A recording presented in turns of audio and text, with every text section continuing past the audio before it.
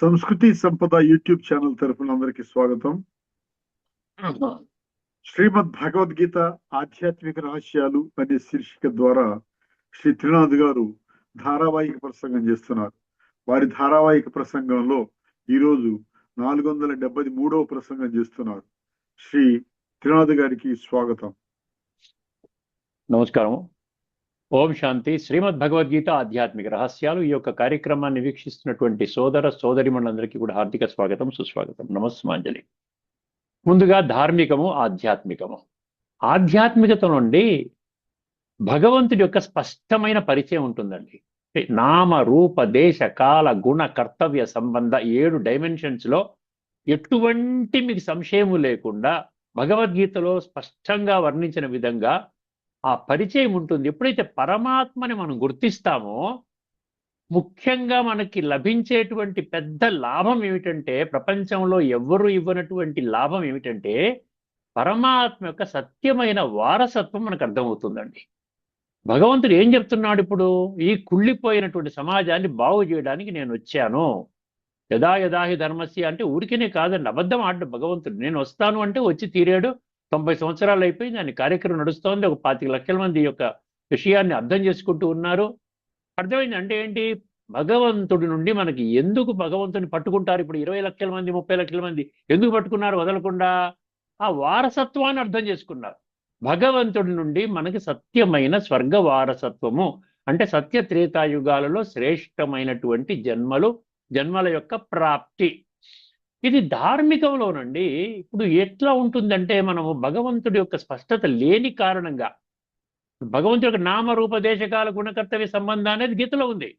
కానీ గీతని మనం భౌతికంగా ధార్మికంగా కేవలం యుద్ధరంగము, కురుక్షేత్రము, కౌరవులు పాండవులు, అస్త్ర సన్యాసము, ఆ విధంగా యుద్ధము, ఈ హింసాత్మక యుద్ధము, అదే భగవంతుడే శ్రీకృష్ణుడి స్వరూపంలో వచ్చి ఆయన జ్ఞానబోధ చేశాడు, ఈ విధంగా భావించడం కారణంగా అత్యధిక శాతం మంది భక్తులు అంటే 7వ అధ్యాయం 3వ శ్లోకంలో ఏం చెప్పాడు? కొద్ది మంది మాత్రమే నన్ను తత్వం ఆధారంగా తెలుసుకుంటారు. మాం వేత్తి తత్వతః.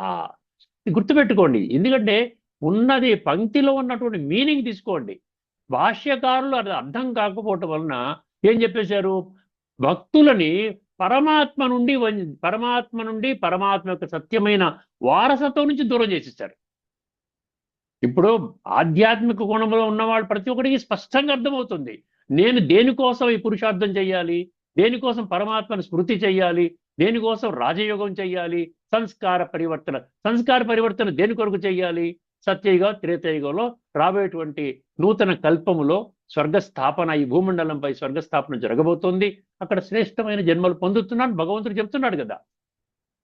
అట్లా ఇప్పుడు మనం ఏం చేస్తున్నాం? పరమాత్మని కన్ఫ్యూజ్ చేసేసాం. ఆత్మలు పరమాత్మలో లీనమైపోతే ఇంకా వారసత్వం మాట ఎక్కడ వస్తుంది చెప్పండి? భగవంతుడు సర్వవ్యాపి అంటే ఏమైపోయింది? మళ్ళీ వారసత్వం ఎక్కడ దొరుకుతుంది?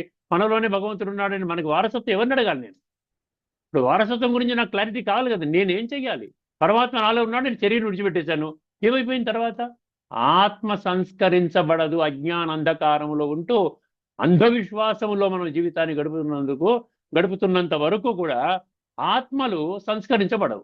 ఎప్పుడైతే ఆత్మ సంస్కరించబడదో, ఖచ్చితంగా సాత్విక సంస్కారాలతో శరీరాన్ని త్యాగం చేసినప్పుడు మాత్రమే సాత్విక యుగము అంటే సత్య త్రేతాయుగంలోకి వస్తామని చెప్పి గీతలో 14వ అధ్యాయంలోని 14వ శ్లోకంలో చెప్పాడు కదా. యథాసత్వే ప్రవృద్ధేతు ప్రళయం యాతి దేహభృత్ తదోత్తమ విధాం లోకాన్ అమలాన్ ప్రతిపద్యతే రజసి ప్రళయం గత్వా కర్మ సంగిషు జాయతే తదా ప్రళీనస్తమసి మూఢయోనిషు జాయతే. సాత్విక రాజసిక తామసిక వాళ్ళు ఏ విధంగా వాళ్ళ యొక్క ప్రయాణం ఉంటుందని ఈ 14వ అధ్యాయం గుణత్రయ విభాగ యోగంలో 14 మరియు 15 ఈ 2 శ్లోకాలు రాసుకోవడం మీకు అర్థమవుతుంది. అర్థమైందండి? అందువల్ల ఇంత క్లియర్గా ఉందండి. మీకు డౌట్ చేయక్కర్లే. మనుషుల్ని నమ్ముతున్నాం, భగవంతుని డౌట్ చేస్తున్నాం. అర్థమైందండి? ఎంత విచిత్రకరమైన పరిస్థితి ఇది. కలియుగం యొక్క అంతిమ సమయంలో అంధవిశ్వాసానికి పెద్దపీట వేసినప్పుడు ఈ విధంగా జరుగుతోంది.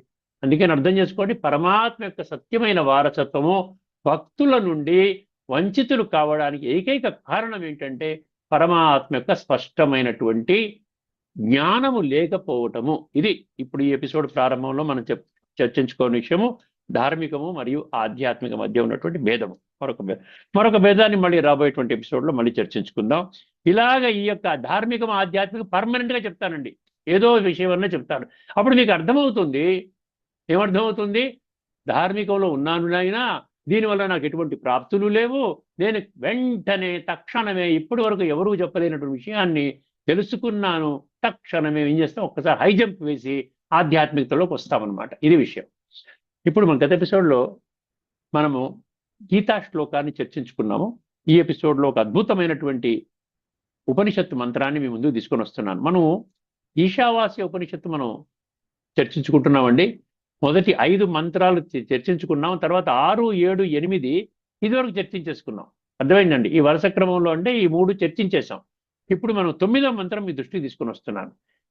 ఇక్కడ ముఖ్యంగా ఈ మంత్రంలో ఏం చెప్తున్నానంటే, విద్య అంటే ఏమిటి, అవిద్య అంటే ఏమిటి, విద్య అంటే ఏమిటి, అవిద్య అంటే ఏమిటి అన్న విషయాన్ని స్పష్టం చేస్తున్నాడు.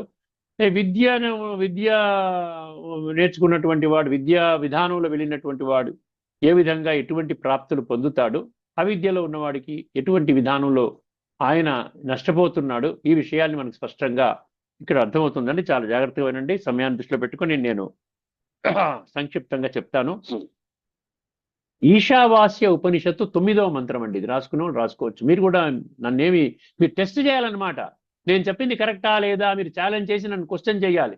లేదండి మీరు తప్పు చెప్తున్నారు, ఆ విధంగా మీరు చెప్పినట్టుగా లేదు అనుకోవడానికి అవకాశం లేదు. ఎందుకంటే మీ సోర్సు, నా సోర్సు, అందరి సోర్సు ఒకటే. అర్థమైంది? ఇప్పుడు ఏ టూల్స్ ఉన్నాయి, మీరు గూగుల్ ఉంది, అన్నీ ఉన్నాయి, Safari, Gemini, Gemini, Perplexity, ChatGPT ఇవన్నీ ఉన్నాయి మీకు అందుబాటులో. అది వాడుకోమని కూడా నేను చెప్తున్నాను. నేను ఎక్కడ సీక్రెట్గా ఏం చెప్పడం లేదు. నేను మంత్రం చెప్తున్నాను, ప్రతి మంత్రం యొక్క పదం యొక్క అర్థం చెప్తున్నాను, దాని సారం చెప్తున్నాను, మళ్ళీ దానిలో ఉన్న తత్వాన్ని చెప్తున్నాను. మళ్ళీ దాంట్లో రిఫరెన్సెస్గా ఇంకా వేరే ఉపనిషత్తు శ్లోకాలు ఏమైనా సమర్థిస్తున్నాయా ఇదే విషయాన్ని, అదేవిధంగా గీతలో ఇటువంటి సమర్థించే శ్లోకాలు ఏమైనా ఉన్నాయా అది కూడా చెప్తున్నాను. ఇటువంటి విశ్లేషణ మీకు ఎవరు చెప్పరండి, ఎక్కడ దొరకదు. దయచేసి దీన్ని తీవ్రమైన విషయంగా పరిగణించండి. బుద్ధినేత్రాన్ని తెరుచుకోండి. సత్యత ఆధారంగా మీ జీవితాన్ని తయారు చేసుకోండి. ఇది కాలం యొక్క పిలుపు, నా పిలుపు కాదండి. ఇది కాలం యొక్క పిలుపు. కాల్ ఆఫ్ టైం అంటే కాల్ ఆఫ్ గాడ్ అన్న సంగతి భగవంతుని యొక్క పిలుపుగా అర్థం చేసుకోండి. ఎందుకంటే పదే మీ దృష్టికి ఈ విషయాన్ని ఎందుకు తీసుకొని వస్తున్నానంటే తపనమాట. ఒక 20 లక్షల మంది ఇంత ఎంజాయ్ చేస్తున్నాం లైఫ్ని, పరమాత్మ తోడు పెట్టుకుని ఆయన యొక్క దివ్య కర్తవ్యాన్ని సమర్థించే కర్మలు చేసుకుంటూ, వారి యొక్క సంపూర్ణ పరిచయాన్ని మనుషులకు చెప్పుకుంటూ, ఎక్కడ అవకాశం దొరుకుతుందా చెప్పడానికని వెతుక్కుంటూ ఆ విధంగా జీవితాన్ని మేము గడుపుతున్నామండి. అందువలన చక్కటి ఈ యొక్క చాలా సులభంగా తర్కము, సత్యము, ఇంగిత జ్ఞానానికి సరిపడేటువంటి జ్ఞానం భగవంతుడు మనకి ఇస్తున్నాడు. ఒక్కసారి ముందుకు వెళదామండి. ఇప్పుడు ఈశావాస్యోపనిషత్తు 9వ మంత్రం. ఆత్మసత్యాన్ని తెలియక కేవలము భౌతిక జీవితములో మునిగిపోవడం అంధకారము. అంటే తొలి పలుకులాగా ముందు ఇచ్చాడండి ఆ మంత్రానికి.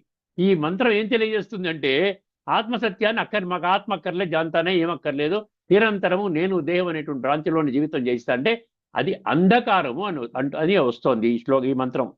తర్వాత ఏం చెప్తున్నాడు ఇంకోటి చూడండి, లోతైన అంధకారం అంట. ఇప్పుడు అంధకారం అని చెప్పాడా? ఆత్మని విడిచిపెట్టి మనం ఏదో మన కర్మలు చేసుకుంటూ ముందుకు వెళితే అది అంధకారం అన్నాడు.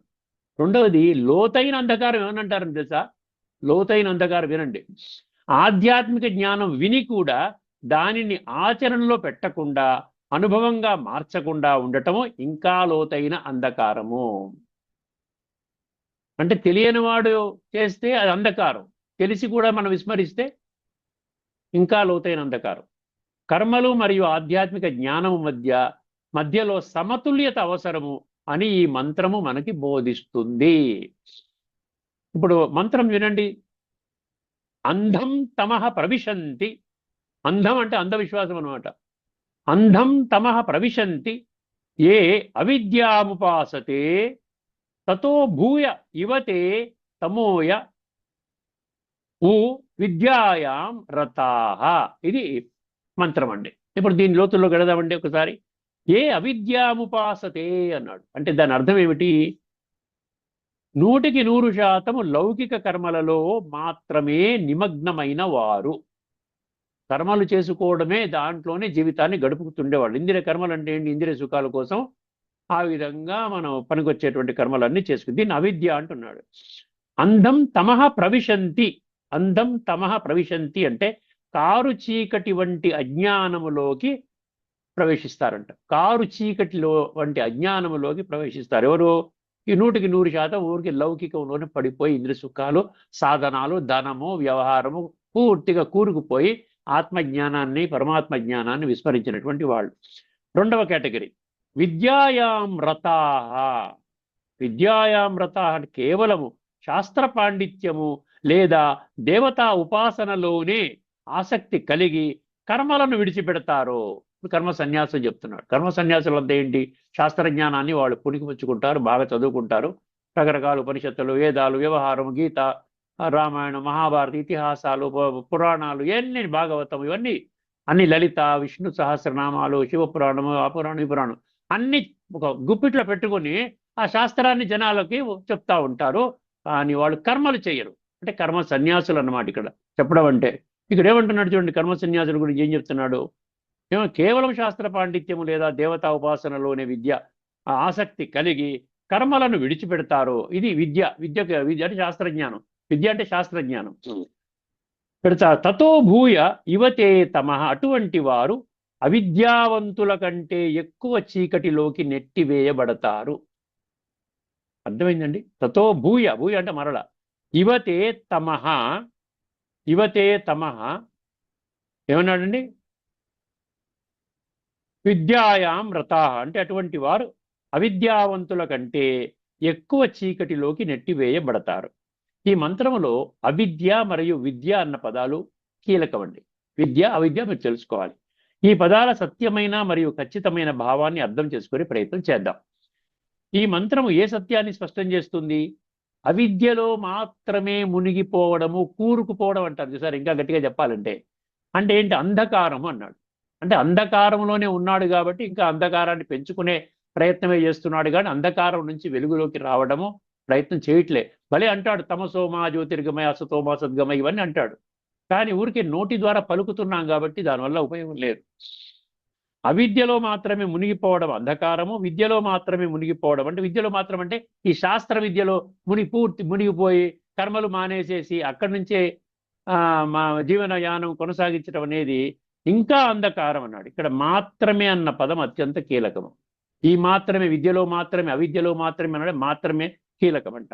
ఇప్పుడు అవిద్య అంటే ఏమిటో ఒకసారి గమనిద్దామండి. అవిద్య కొంచెం మీకు అర్థమయ్యేలాగా నేను రాసుకున్నాను. అవిద్య అంటే, ఇక్కడ అవిద్య అంటే ఏమిటి?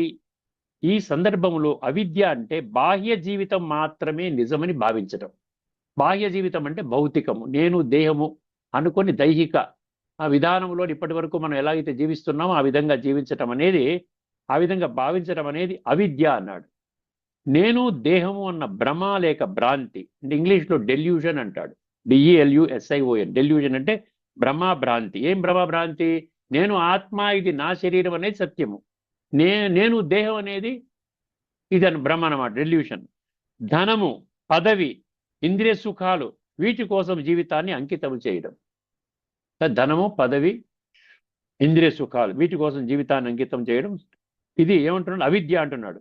ఒక సులభ ఉదాహరణ ఇచ్చాడండి ఇక్కడ, ఒక ఎగ్జాంపుల్.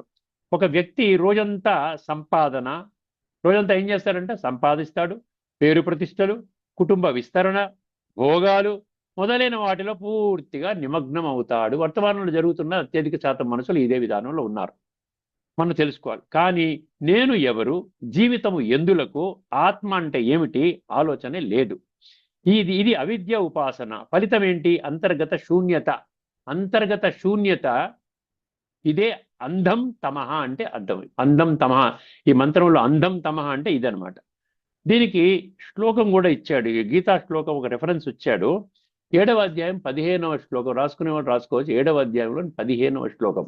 అందులో ఏమంటాడు? 4 రకాల నెగిటివ్ క్యారెక్టర్స్ ఏవైతే ఉంటాయో, తప్పుడు మార్గంలో నడిచేవాళ్ళు, దైహిక భ్రాంతిలో పడిపోయినటువంటి వాళ్ళు 4 రకాల మనుషులు భగవంతుని పొందరని చెప్తాడు కదా.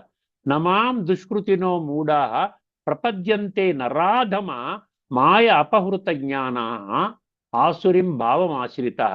ఇక్కడ ముఖ్యంగా మిగతా మూడింటిని విడిచిపెట్టండి. మాయ అపహృత జ్ఞాన అన్నాడు.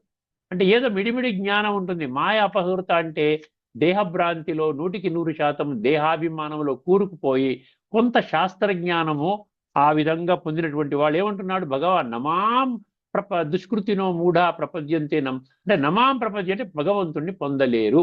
7:15లో మీకు అది అర్థమవుతుంది. మాయాశక్తి ద్వారా జ్ఞానాన్ని కోల్పోయిన వారు, మాయా అపహృత జ్ఞాన ఆసురి ప్రవృత్తిని కలిగి ఉంటారు. వీరు కేవలం ప్రాపంచిక వస్తువులనే శాశ్వతం అనుకుంటారు. ఇది అవిద్యకు పరాకాష్ట. భగవంతుడు ఉన్నాడని విశ్వాసం ఉంటుంది, కానీ భగవంతుడి మాటల పట్ల విశ్వాసం ఉండదండి. ఇప్పుడు మనం విద్య అనే దాన్ని అర్థం చేసుకునే ప్రయత్నం చేద్దాం. విద్య అంటే ఏంటి? విద్య అంటే ఏమిటో పరిశీలిద్దాం. ఇక్కడ విద్య అంటే గీత వెల్లడించిన ఆధ్యాత్మిక విద్య. రాజవిద్య అన్నాడు చూసారా, 19వ అధ్యాయం పేరేం పెట్టాడు? రాజవిద్య, రాజగుహ్య యోగము. రాజవిద్య, రాజవిద్య రాజగుహ్యం పవిత్రమిదముత్తమం ప్రత్యక్షావగమం ధర్మ్యం సుసుఖం కర్తుమవ్యం. 9వ అధ్యాయం 2వ శ్లోకం విద్య. ఇక్కడ విద్య అంటే గీత వెల్లడించిన ఆధ్యాత్మిక విద్య అంటే సంపూర్ణ ఆధ్యాత్మిక జ్ఞానము మరియు విజ్ఞానం అంటే నాలెడ్జ్ అండ్ విజ్డమ్. దీని ద్వారా ఆత్మ పరమాత్మ సృష్టి చక్ర జ్ఞానము కర్మల గుహ్యగతి. 4 విషయాలండి. ఆత్మ, పరమాత్మ, సృష్టి చక్ర జ్ఞానము, కాలచక్ర జ్ఞానము మరియు కర్మల గుహ్యగతి. అర్థమైందండి? ఈ 4 విషయాల యొక్క జ్ఞానముపై సంపూర్ణ మరియు సమగ్ర అవగాహన కేవలం శాస్త్రజ్ఞానం యొక్క పఠన, పారాయణ, శ్రవణ మరియు ప్రచార ప్రసారము కాదు. అది దాన్ని విద్య అనరు. ఈ నిగూఢ సత్యాన్ని విస్మరించిన కారణముగా ఈ మంత్రము విద్యని సైతము తప్పుబడుతుంది. అర్థమైంది? విద్య అన్న దానికి కూడా సరియైన నిర్వచనం లేదు మనకి. విద్య అంటే అకాడమిక్ క్వాలిఫికేషన్స్ మరి శాస్త్రజ్ఞానం అంతే. ఇప్పుడు ఉన్నటువంటి మనుషులకు అంతే తెలుసు. కానీ విద్య అంటే ఆధ్యాత్మిక విద్య. ఎందుకంటే 10వ అధ్యాయం 32వ శ్లోకంలో ఏం చెప్పాడు? అధ్యాత్మ విద్యానాం. అండర్లైన్ చేసుకోండి, 1,00,000 సార్లు అండర్లైన్ చేసి ప్రతిరోజు చదువు. అధ్యాత్మ విద్యానాం. నేను బోధించే గీత ద్వారా బోధించే విద్య ఆధ్యాత్మిక విద్య. ఆత్మ, పరమాత్మ, సృష్టి చక్రము మరియు కర్మల గుహ్యగతి 4 విషయాల మీద స్పష్టత ఇచ్చేటువంటి విద్య. అర్థమైందండి? ఈ నిగూఢ సత్యాన్ని విస్మరించిన కారణముగా ఈ మంత్రము విద్యని సైతము తప్పుపడుతుంది. జ్ఞానం అంటే ఏంటంటే, జ్ఞానం అంటే వర్తమానంలో ఏమనుకుంటున్నారంటే ఇన్ఫర్మేషన్ గ్యాదరింగ్, సమాచార సేకరణ. వేదాలలో ఏముంది, ఉపనిషత్తుల్లో ఏముంది, పలన మంత్రంలో ఏముంది, హనుమాన్ చాలీసా ఏముంది, ఈ విధంగా సహస్రనామాలు, విష్ణు సహస్ర, లలిత సహస్ర ఏముంది, మహాభారత రామాయణంలో ఏముంది, పురాణాల్లో ఏం చెప్పాడు. ఈ విధంగా మనం ఇదంతా ఇన్ఫర్మేషన్ గ్యాదరింగ్. చదువుకుంటున్నాం, బాగానే ఉంది, ఇన్ఫర్మేషన్ గ్యాదరింగ్. అప్లికేషన్ ఎంతవరకు వచ్చింది, ఇది జీవితంలో ఎంతవరకు మనం అప్లై చేస్తున్నామన్న విషయాన్ని మనం విస్మరిస్తున్నాం. అనుభవం శూన్యం అని ఇచ్చాడు. ఏమండి? జ్ఞానం సమాచారం మాత్రమే, సమాచార సేకరణ మాత్రమే, అనుభవం శూన్యం. దీనికి ఏమిచ్చాడంటే 18:22 ఇచ్చాడు. ఇది గీతా శ్లోకం యొక్క వివరణ. 18:22లో యత్తు కృష్ణవద్ ఏకస్మిన్ కార్యే సక్తం అహైతుకం అతత్వార్థం అల్పం చ తత్తామసముదాహృతం. జ్ఞానం యొక్క నిర్వచనము సాత్విక జ్ఞానము, రాజసిక జ్ఞానం, తామసిక జ్ఞానం. ఈ తామసిక జ్ఞానం అంటే ఏంటంటే ఇన్ఫర్మేషన్ గ్యాదరింగ్. మళ్ళీ ఏ విధంగా ఉంటారు? అజ్ఞానంలో ఉంటారు. అజ్ఞానం అంటే ఏంటి? నేను దేహము, 100% నేను దేహము అనేటువంటి భావనలోనే. భలే వాళ్ళు ఆధ్యాత్మికం అన్న పదం వాడచ్చు, కానీ వాళ్ళలో ఇటువంటి చైతన్యము, ఈ జడ చైతన్యం అనేది, జడ అంటే దేహభ్రాంతిలోని కూరుకుపోవడం అనేది జడ. కానీ ఆత్మ ఆధ్యాత్మిక జ్ఞానంలో మనకి చైతన్యం యొక్క పూర్తి జ్ఞానం మనకు వస్తోంది. పరమాత్మ కూడా చైతన్య స్వరూపుడు, ఆత్మ కూడా చైతన్యం. ఈ చైతన్యం యొక్క జ్ఞానం లేదన్నమాట. అందుకని ఏం చెప్తున్నాడు ఇక్కడ? నేను దేహం అన్న అజ్ఞానంతో జీవితాలను గడుపుతూ ఇది తప్ప ఇంకా జీవితంలో పొందవలసిందంటూ వేరేది ఏది లేదు అన్న దృఢ విశ్వాసంతో జీవిస్తారు. ఇది 3 విషయం మనం విస్మరిస్తున్నాం. ఒకటి సత్యాన్ని విస్మరిస్తున్నాం, అంటే అసత్యము, అతత్వం అన్నాడు కదా. అహైతుకము అంటే అతర్కము, తర్కరహితము. 3వది అల్పము అన్నాడు. ఇంగిత జ్ఞానానికి కూడా అది సెట్ కాదన్నమాట. ఇంగిత జ్ఞానానికి సైతం విరుద్ధము అని భగవంతుడు ధృవీకరించి దానిని తామసిక జ్ఞానముగా ముద్ర వేయడం జరిగింది. ఈ కోవకు చెందిన వారు ఎప్పటికీ అజ్ఞానములోనే మునిగి తేలుతూ ఉంటారు. అర్థమైంది? ముఖ్యమైన విషయం. దీనికి కూడా ఉదాహరణ ఇచ్చారు ఇక్కడ. ఒక వ్యక్తి అనమాట. ఒక వ్యక్తి ఉపనిషత్తులు చదువుతాడు, గీతా శ్లోకాలు చెప్పగలడు, ఉపనిషత్తులు చదవగలడు, అంతా కంఠోపాఠం చేస్తారు కాబట్టి గీతా శ్లోకాలు కూడా చెప్పగలడు. లెక్చర్లు ఇస్తారు, లెక్చర్లు కూడా ఇవ్వగలుగుతాయి. ఎన్ని ఉపన్యాసాలను గంట ఇచ్చుకుంటూ వెళ్తాడు. అర్థమైందండి? 3 చెప్పాడు. ఉపనిషత్తులు చదువుతాడు, గీతా శ్లోకాలు చెప్పగలడు, లెక్చర్లు ఇవ్వగలడు. కానీ జాగ్రత్తగా వినండి, కానీ కోపము, అలాగే అహంకారము, అలాగే ఆసక్తులు అంటే భౌతిక ఈ యొక్క ఇంద్రియ సుఖాల పట్ల ఆసక్తి, ధనం సంపాదన పట్ల ఆసక్తి అలాగే ఉంటుంది. స్వపరివర్తన అనేది లేదు. అర్థమైందండి? సరే, ఏం చెప్పాడు? కోపం ఉంటుంది, అహంకారం ఉంటుంది, డబ్బు సంపాదన వ్యామోహం ఉంటుంది. అంతేకాని ఆత్మజ్ఞానం లేని కారణంగా స్వపరివర్తన జరగదు. ఇది విద్యాయాం రతః, జ్ఞాన ఆస్వాదన మాత్రమే కానీ సంస్కారాలలో ఎటువంటి మార్పు లేదు. అర్థమైందండి? సులభ ఉదాహరణ ఇచ్చాడు. ఎందుకు ఇంకా అంధకారం అన్నాడు. అంటే ఎందుకు ఇంకా అంధకారం అన్నాడు? దీనికి ఇటువంటి వాళ్ళకి ఫస్ట్ కేటగిరీలో వాళ్ళకి ఏం చెప్పాడు? టోటల్లీ భౌతికంలో మునిగిపోయిన వాళ్ళకి అంధకారం అన్నాడు. ఇక్కడ ఏం చేస్తున్నాడు? వీళ్ళు అన్ని చదువుకున్నారు, శాస్త్రాలు గీస్త్రాలు అన్నీ వచ్చు, వీళ్ళకి ఇంకా అంధకారంలో ఉన్నారంట. వీళ్ళు కర్మలు విడిచిపెడతారు. చూసారా? ఎందుకంటే అజ్ఞాని కేవలం పుస్తక జ్ఞాని, ఇన్ఫర్మేషన్ గ్యాదరింగ్, సమాచార సేకరణ. అజ్ఞానంలో ఉన్నవాడు కేవలం పుస్తక జ్ఞాని. అతనికి తాను తప్పు చేస్తున్నానని తెలియదు. అతనికి తాను తప్పు చేస్తున్నానని తెలియదు. కానీ జ్ఞాని నాకు అన్నీ తెలుసును అనుకుంటూ తప్పు చేస్తాడు. ఎంత అద్భుతమైనటువంటి ఈశావాస్య! ఈశా అంటే ఈశ్వరుడు. డైరెక్ట్గా ఈశ్వరుడు అంటే భగవద్గీత కూడా ఈశ్వరుడే చెప్పాడు. కాబట్టి ఎంత డైరెక్ట్గా చెప్తున్నాడు చూసారా? మీరు కేవలం శాస్త్రజ్ఞానం చదువు అన్ని తెలుసునని చెప్పి అందరికీ చెప్తూ ఉన్నారు, కానీ ఆచరణ శూన్యము. అందుకని ఏమంటున్నాడు? ఇది ఇంకా మీరు లోతైన అంధకారంలో కూరుకుపోయారంట. అనుకుంటూ తప్పు చేస్తాడు, నాకు అన్ని తెలుసునని అనుకుంటూ తప్పు చేస్తాడు. అందుకే అతనిలో ఉన్న అంధకారం ఇంకా లోతైనది అని ఈ మంత్రములోని భూయ ఇవ తమః అన్న పదాలు స్పష్టము చేస్తున్నాయి. ఇక్కడ మరొక మంచి ఉదాహరణ ఇవ్వటం జరిగిందండి. వైద్యుడి యొక్క ఉదాహరణ ఇచ్చాడు ఒకటి. వైద్యుడు ఒక జాగ్రత్తగా ఉండే వైద్యుడి ఉదాహరణ అవిద్య స్థితి. అవిద్య స్థితి అంటే ఏంటో చూడండి. రోగి మందు తీసుకోడు, డాక్టర్ గారు ప్రిస్క్రిప్షన్ ఇస్తాడు, కానీ రోగి పక్కన పడేస్తాడు. అర్థమైందండి? రోగి మందు తీసుకోడు, రోగం పెరుగుతుంది. అవునా కదండి? ఇదనమాట. దీని ఏమన్నాడు? అవిద్య స్థితి అన్నాడు. అవిద్య స్థితి అంటే ఏంటి? రోగికి డాక్టర్ ప్రిస్క్రిప్షన్ ఇస్తాడు, అది చించి వారేస్తాడు, మందు తీసుకోడు, రోగం పెరుగుతుంది. ఇప్పుడు విద్యాస్థితి చూద్దాం. విద్యాస్థితి అంటే ఏంటి? ఇది మందు గురించి పుస్తకం చదువుతాడు, కానీ తీసుకోడు. అంటే తెలుసు, ఇది వేసుకుంటే, పారాసెటమాల్ వేసుకుంటే నాకు జ్వరం తగ్గుతుంది, 105 టెంపరేచర్ వచ్చింది తగ్గుతుంది అని తెలుసు. లేకపోతే ఈ కాఫ్ సిరప్ వేసుకుంటే తగ్గుతుంది, లేకపోతే ఈ పలానా మందు వేసుకుంటే ఈ రోగం తగ్గుతుంది తెలుసును, కానీ తీసుకోడు. ఇంకా ప్రమాదం. అదే తెలిసి తీసుకోకపోతే ఇంకా ప్రమాదం. తర్వాత మూడవది ఏం చెప్పాడు? ఫస్ట్ అవిద్య స్థితి అన్నాడు, రెండవది విద్యాస్థితి అన్నాడు, మూడవది సమ్యక్ స్థితి అన్నాడు. అంటే సమతుల్యత. మందు తెలుసుకుంటాడు, తీసుకుంటాడు. మందు ఏది అని తెలుసుకుంటాడు, తీసుకుంటాడు, ఆరోగ్యం ప్రాప్తిస్తుంది. ఇది మూడవ కేటగిరీ. ఇంకా కొంచెం ముందుకు వెళదామండి. ఆధ్యాత్మిక దృష్టికోణంలో స్పష్టమైనటువంటి సమన్వయం. జ్ఞానం వినటం మాత్రమే కాదు, రాజయోగ సాధన ద్వారా సంస్కార పరివర్తన. దాని సంస్కార పరివర్తన ఏదో ఈశ్వరీయ సేవ. ఇప్పుడు నేను చేస్తుంది ఈశ్వరీయ సేవ. భగవంతుడి యొక్క స్పష్టత, నాకున్న స్పష్టత మీ అందరికీ ఇవ్వాలనేటువంటి ఒక తపన. అర్థమైందండి? ఆ సేవ. అందువలన విద్యను గ్రహించడములోనే తృప్తి చెందడం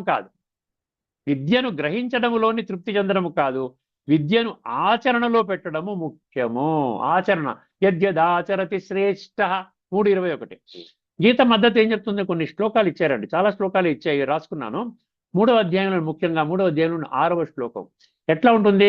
కర్మేంద్రియాణి సంయమ్య యాస్తే మనసా స్మరన్ ఇంద్రియార్థాన్ విమూఢాత్మ మిథ్యాచార సౌచ్యతి. బలవంతంగా ఇంద్రియాలని మనం చేసుకొని, ఇప్పుడు గుడికి వచ్చాము, ఈ టైంలోనే ఇంకా వేరే విషయాలు ఆలోచించకూడదు, ఎదురుగుండా దర్శనం చేసుకోవాలి బలవంతంగా అన్నమాట. కానీ మనస్సులో మన ఆఫీస్ విషయాలు, ఉద్యోగ విషయాలు, వ్యాపార విషయాలు, డబ్బు సంపాదన విషయాలు, ఫలానా వాడిని కలవాలి, ఇక్కడ చేయాలి, అది చేయాలి, తిరుగుతూ ఉంటుందంట. బలవంతంగా మాత్రం కర్మేంద్రియాన్ని సంయమ్య. అది మన మిథ్యాచారి అంటే అది మోసగాడు అంటున్నాడు. అందుకని తర్వాత శ్లోకంలో చెప్తాడు, స్వింద్రియాణి మనసా నియమ్యారభతేర్జున కర్మేంద్రియై కర్మయోగ అసక్త స విశిష్యతే అన్నాడు. అందుకాదు నేను మనస్సుని నువ్వు కంట్రోల్ పెట్టుకొని నీ కర్మలు చేసినట్లయితే ఇంద్రియాలు నియంత్రింపబడతాయి. కర్మయోగంలో అది కర్మయోగం అనబడుతుంది. అదేవిధంగా జ్ఞానం అనేది చాలా ముఖ్యమండి. 4:38 మీరు నోట్ చేసుకోండి. గీతలో ఈ విశ్వములో భగవానువాచ శ్లోకాలలో తెలియజేసినటువంటి సంపూర్ణ ఆధ్యాత్మిక జ్ఞానము మరియు విజ్ఞానానికి వేరే ఆల్టర్నేటివ్ జ్ఞానం లేదు, దీనికంటే గొప్ప జ్ఞానం ఈ లోకములో లేదు అంటున్నాడు. నహి జ్ఞానేన సదృశం పవిత్రం ఇహ విద్యతే. ఇహ ఇహ అంటే ఈ లోకంలో తత్స్వయం యోగ సంసిద్ధ కాలేన ఆత్మని విందతి. అది జ్ఞానం యొక్క ఇంపార్టెంట్. జ్ఞానం ఏం చేస్తుంది? మన ఆత్మని శుద్ధి చేస్తుంది. అది యోగము ద్వారానే మనకు సిద్ధిస్తుంది. 3:21 మీకు ఆల్రెడీ చెప్పాను. యద్యద్ ఆచరతి శ్రేష్ఠ. 6:46 చాలా ముఖ్యమైనటువంటి విషయం చెప్తున్నాను, చాలా జాగ్రత్తగా వినండి. ఇక్కడ ఏమంటున్నాడంటే యోగం అనేదే హయ్యెస్ట్ మీకు ప్రాప్తికి తీసుకొని వెళుతుంది. యోగం అంటే ఆత్మ పరమాత్మని ఆ విధంగా మనసు బుద్ధి ద్వారా సంబంధాన్ని పరమాత్మతో జోడించుకొని పరమాత్మ నుండి గుణాలు శక్తులు మనలో నింపుకోవడం. తపస్విభ్యో అధికో యోగి జ్ఞానిభ్యో అపిమతో అధిక కర్మిభ్యశ్చ అధికో యోగి తస్మాత్ యోగి భవార్జున అంటాడు. 6:46 తర్వాత 6:47 ఏమంటాడంటే యోగినామపి సర్వేషాం మద్గతేనాంతరాత్మన శ్రద్ధావాన్ భజతే యో మాం సమేయుక్త తమోమత. అంటే అనుభవం అనేది ఇంపార్టెంట్. పుస్తక జ్ఞాని కంటే ఉన్నతుడు అనుభవం చేసేటువంటి పుస్తక జ్ఞానం అంటే శాస్త్రజ్ఞానం. ఊరికనే ఇన్ఫర్మేషన్ గ్యాదరింగ్ లో పడిపోతాడు, నాకు అన్ని తెలుసును అంటాడు. కానీ మళ్ళీ కోపం అలాగే ఉంటుంది, అహంకారం అలాగే ఉంటుంది, డబ్బు పట్ల వ్యామోహం అలాగే ఉంటుంది, గొడవలు పట్టడం అలాగే ఉంటుంది, అంతా మామూలుగానే ఉంటాడు. కానీ ఎక్స్ట్రా ఏముంది? శాస్త్రజ్ఞానం ఉంది ఆయన దగ్గర. అందుకని యోగి అన్నిటికంటే ఉత్తముడు అని చెప్పి ఈ 6వ అధ్యాయంలోని ఆత్మ సంయమ యోగం 46, 47లో స్పష్టం చేస్తున్నాడు. 18:67 నెక్స్ట్. ఎన్ని శ్లోకాలు నేను రిఫరెన్స్ ఇస్తున్నాను గమనించండి. ఇదంతా నాకు ఎందుకంటే 574 శ్లోకాలు కూడా 30 సంవత్సరాల నుంచి నేను అదే పరిశోధన చేస్తున్నాను కాబట్టి ఒక పాయింట్ దొరకగానే నాకు ఆ శ్లోకాల్లోకి వెళ్ళిపోతాను నేను డైరెక్ట్గా అందులోకి. ఎన్ని శ్లోకాలు మీ దృష్టికి తీసుకొని వస్తే మీకు అందులో ఉన్న విశ్వాసం ఏర్పడుతుంది. ఉపనిషత్తులు చెప్పింది, భగవద్గీతలు చెప్పింది ఒకటే అన్న భావన మీరు కలుగుతుంది అనేటువంటి ఒక తపన. ఇదం తేనా తపస్కాయ నా భక్తి. ఇక్కడ ఏమంటున్నాడు? ఈ 4 రకాల మనుషులకి చెప్పకండి అంటున్నాడు. జ్ఞానం ఎంత అద్భుతంగా చెప్పాడు చూసారా. పరమాత్మ కూడా అర్థమైంది. ఎందుకంటే పూర్తిగా లౌకికంలో మునిగిపోయి ఆ విధంగా కేవలం శాస్త్రజ్ఞానంలోనే మునిగిపోయి ఆ విధంగా ఉన్నటువంటి వాళ్ళకి ఇంకా తెలుసుకోవడానికి ఇష్టపడరు. నాకే అన్ని తెలుసునంటే ఇంకేమి ఇష్టపడతారు చెప్పండి. అందుకే నేను 18:67 ఏమంటున్నాడు?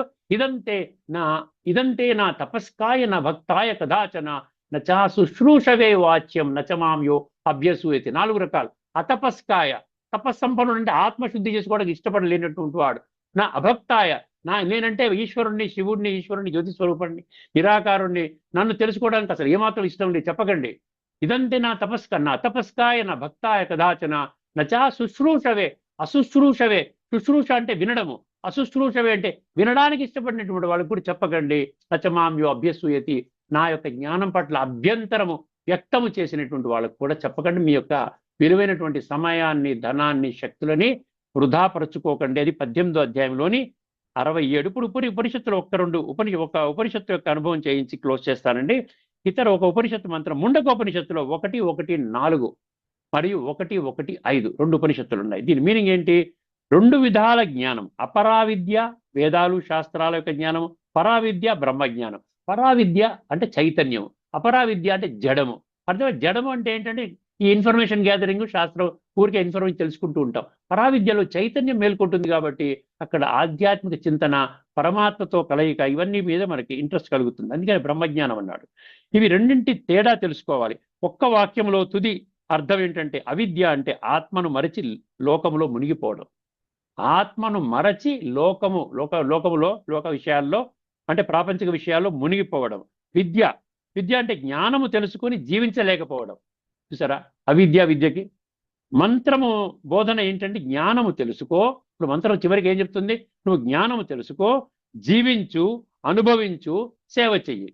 జ్ఞానం తెలుసుకో, జీవించు, అనుభవం చేసి అప్పుడు ఆ అనుభవాన్ని ఇతరులకు పంచడం, అది సేవ అన్నమాట.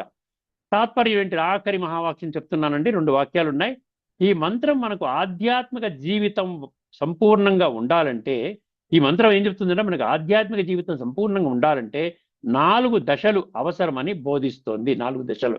1 జ్ఞానము తెలుసుకో, 2 జ్ఞానములో జీవించు, జ్ఞానములో అనుభవించు, 4వది సేవ చెయ్యి. ఈ 4 దశలు. ఆత్మసత్యాన్ని తెలియక కేవలము భౌతిక జీవితంలో మునిగిపోవడము అంధకారము. అలాగే ఆధ్యాత్మిక జ్ఞానము విని కూడా దాన్ని ఆచరణలో పెట్టకుండా, అనుభవంగా మార్చకుండా ఉండటము ఇంకా లోతైన అంధకారము. నిజమైన వెలుగు అప్పుడే వస్తోంది. మనం సత్య జ్ఞానాన్ని తెలుసుకొని దాన్ని రోజువారీ జీవితంలో జీవించి యోగానుభవంగా స్థిరపరిచి ఆ ఆనందాన్ని సేవరూపకంగా ప్రపంచముతో పంచినప్పుడు ఎప్పుడు వస్తుందంటే అప్పుడు అప్పుడు మనకు వచ్చేటువంటి ఆనందం అనేది అమితానందము, నిత్యానందం, మహదానందము, అటువంటి ఆత్మానందంలో మనం మునిగిపోతాం. ఇదే ఈ మంత్రము ఇచ్చేటువంటి సమగ్ర సందేశము అన్నాడు. అర్థమైందండి? ఇక్కడితో మనం ఈ యొక్క చర్చను ముగించుకుందాం. తదుపరి ఎపిసోడ్లో మనము ఒక ముఖ్యమైనటువంటి గీతా శ్లోకము, ఆ శ్లోకంలోని లోతైన తత్వాన్ని మీ దృష్టికి తీసుకుని వస్తాను. అంతవరకు సెలవు. అందరికీ నమస్కారము. లోకా సమస్తా సుఖినో భవంతు. ఓం శాంతి. శ్రీమద్ భగవద్గీత ఆధ్యాత్మిక రహస్యాల తత్వసారాన్ని ధారావాహిక ప్రసంగం చేసినట్టు శ్రీ త్రినాథ్ గారికి ధన్యవాదాలు. నమస్కారం అండి.